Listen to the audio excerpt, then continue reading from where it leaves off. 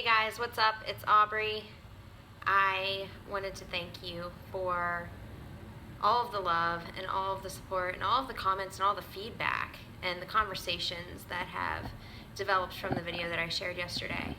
That was fantastic. It really blows my mind how much being real and being open can be absolutely frightening, but at the same time absolutely freeing and impactful at the same time. Like, we all kind of have these internal conversations that, maybe we have conversations about them with our close circle of influence, maybe we don't.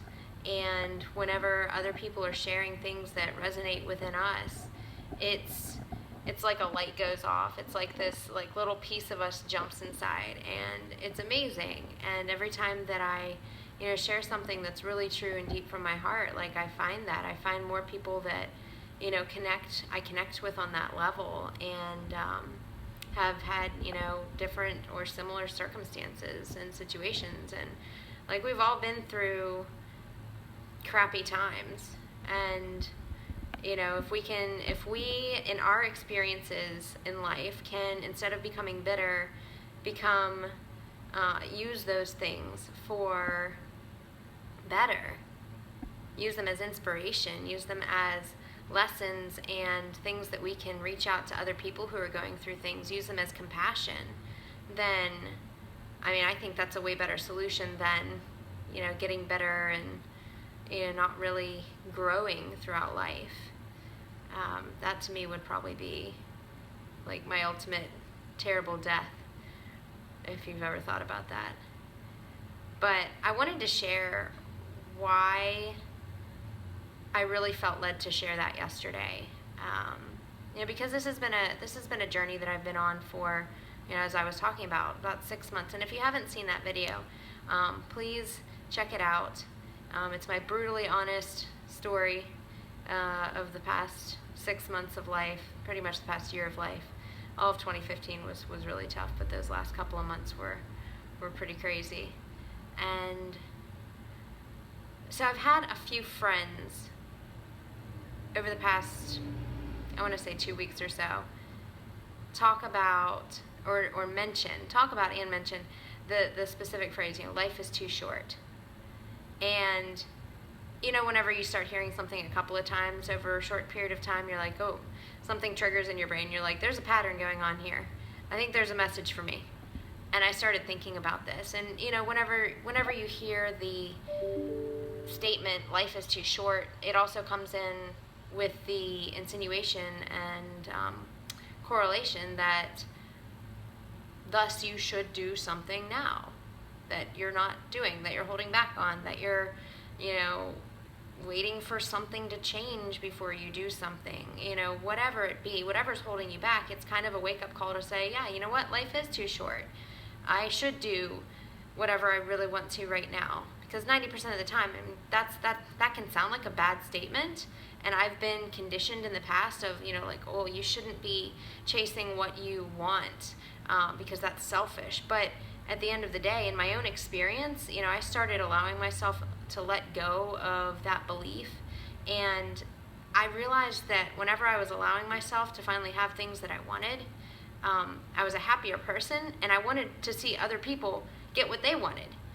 And so it's made a positive spiral and a positive impact in this incredible ripple that I wasn't experiencing before, because I was trying to not be selfish. I was trying to do the right thing, where it's a good intention, but it just really wasn't working.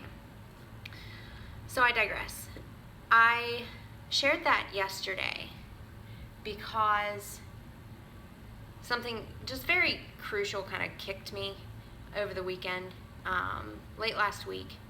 And some of you may know, some of you may not know. One of the battles of my life has been, my mom has battled with alcoholism for 20 years. And I have this time where, I remember my mom as, I was a 13-year-old kid, and, mom had it all together, and she had a job. She had put herself back through school after her divorce. Like, she had bought a home, made it home. Had these little quirky OCD things, like, well, it's not really OCD, but like listening to disco on Friday nights, like cleaning the bedroom on Friday, or cleaning the bedroom in the house on Saturday morning, things like that. That's the mom that I always remember and that I hold in my mind. My mom's 53. Well, she'll be 53 in like 2 weeks. And right now she's in the hospital. She's in Pennsylvania, and she's in the intensive care unit. And her health has deteriorated quite a bit. She's been in a bad relationship for 10 years, and there's all kinds of other things, but she's been going through mental abuse, and she's kind of in this place where she doesn't feel like she can continue, and she's been there for a really long time. And having gone through my own suffering over the past year, and kind of realizing that a lot of my own suffering was what I like to refer to now as needless suffering,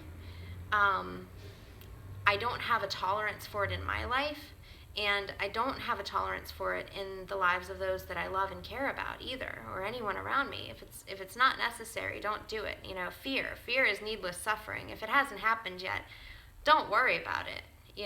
Be smart, assess risk, but don't fear things that haven't happened. Don't suffer needlessly. And I put a line in the sand. I said, Mom, you got to make a decision. This has been going on for 10 years. You've been with this person. And, she finally checked herself into the hospital, but then, her condition got kind of worse. And, at the moment, we're just waiting for her to get better. But at the end of the day, I know that her getting better is going to be up to her desire if she wants to continue. And I hope that she does. I really do. I want this relationship with her. I love her to pieces. She has a heart of gold, but I can't make her do anything. I can't put the responsibility on me to inspire her or to motivate her to want to live. And so, if you will, send out positive, prayers, intentions, like good thoughts towards her while she's going through this journey. I do believe good things for it. But it got me to thinking, that much of her life has been spent holding back, has been spent not in a way that I want to live mine. And it really inspired me to pair that with the, hey, life is too short. Act now. Do it now. Do whatever, I've been really, really wanting to do with my life right now. And don't hold back, and don't, crouch down because of fear. And that can apply to so many things in life, like if there's someone who, let's say they've really wanted to and dreamed about for years getting fit, getting active, but, they don't feel like they're at a place where they can start, or they have apprehensions about going to the gym or something like that. Like, it's the same principle of, like, hey, you can start wherever you are. And I'm a huge believer and advocate for that. So that's my reasoning, and that's, this video wound up being a little bit longer than I was planning, but I wanted to share that because I'm taking what could be an absolute setback, a downer, and saying, how can I use that? I didn't even say how can I use that as inspiration. I took it as inspiration. I took a lesson from it that, hey, that's not what I want for me. And, I love her again, but that's not what I want for me. And I know that I have, dreams that I have held in my heart for a really long time of things that I want to do, and I'm going to do them. So share the other video with anybody that you think that it would inspire or help or speak to in any way. Stay posted for other updates that I'm going to be sharing, and check out the website. Also, I'm going to include a link. I am currently opening up spots for free transformation sessions to open up a conversation with individuals. I have 4 openings right now for clients to work with that, want to seriously make a change and say, you know what, you're right, life is too short. why not explore doing it now? You know, what have you really been wanting to do? What have you been holding back on?